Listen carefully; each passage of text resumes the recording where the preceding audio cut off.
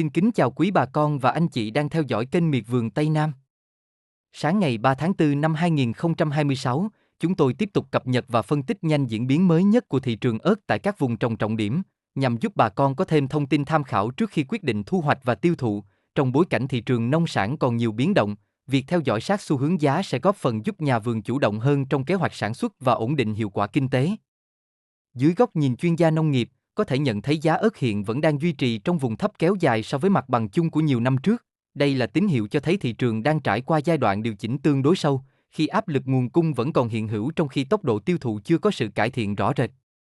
Khi sản lượng thu hoạch tiếp tục được đưa ra thị trường đều đặn theo tiến độ mùa vụ, nhưng nhu cầu thu mua chưa tăng tương ứng, giá thường có xu hướng ổn định ở mức thấp trong một khoảng thời gian nhất định. Điều này làm cho chu kỳ phục hồi diễn ra chậm hơn so với kỳ vọng của nhiều nhà vườn.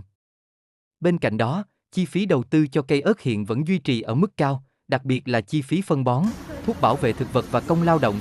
Khi giá bán chưa có sự cải thiện, biên lợi nhuận bị thu hẹp đáng kể, khiến hiệu quả kinh tế của vụ mùa bị ảnh hưởng rõ rệt. Tuy nhiên, xét theo quy luật cung cầu, khi diện tích sản xuất có xu hướng điều chỉnh và sản lượng được kiểm soát chặt chẽ hơn, thị trường sẽ dần tìm lại trạng thái cân bằng. Đây thường là tiền đề để giá có thể ổn định trở lại trong các giai đoạn tiếp theo. Trong thời điểm hiện tại, bà con nên ưu tiên quản lý tốt chi phí đầu tư, chăm sóc vườn theo hướng tiết kiệm nhưng vẫn đảm bảo chất lượng trái, đồng thời theo dõi sát diễn biến thị trường để lựa chọn thời điểm bán hợp lý, nhằm hạn chế rủi ro khi giá còn ở mức thấp.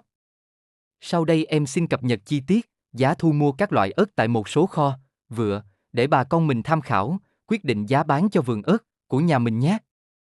Giá ớt hiểm xanh và ớt xiêm xanh tại các tỉnh miền Tây như Vĩnh Long, Đồng Tháp, Cần Thơ, Hậu Giang hiện dao động từ 25.000 đến 27.000 đồng trên 1 kg đối với hàng đẹp, tùy theo chất lượng và từng lứa thu hoạch. Ớt sừng vàng hiện vẫn chưa có biến động đáng kể.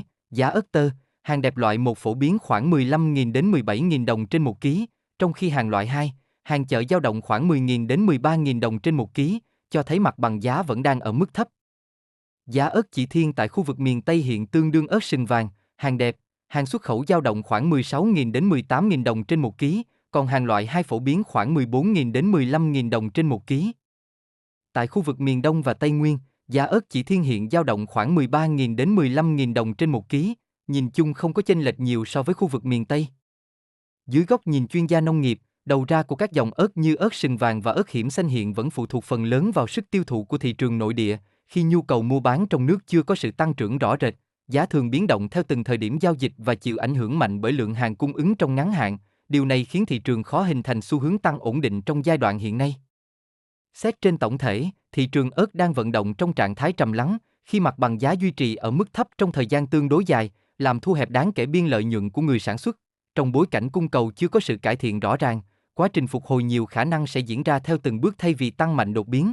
Vì vậy, nhà vườn nên tiếp tục theo dõi sát tín hiệu thị trường, đồng thời cân nhắc kỹ kế hoạch sản xuất và tiêu thụ nhằm hạn chế rủi ro trong giai đoạn giá còn biến động ở vùng thấp. Kênh Miệt vườn Tây Nam sẽ tiếp tục cập nhật thường xuyên giá ớt và nhiều mặt hàng nông sản khác để bà con tiện theo dõi mỗi ngày. Hy vọng những thông tin trên sẽ giúp bà con có thêm góc nhìn tổng quan về thị trường trong giai đoạn hiện nay. Kính chúc bà con nhiều sức khỏe, mùa vụ thuận lợi và sớm đạt mức giá như mong đợi. Xin cảm ơn bà con đã luôn đồng hành cùng kênh Miệt vườn Tây Nam. Hẹn gặp lại bà con trong bản tin tiếp theo.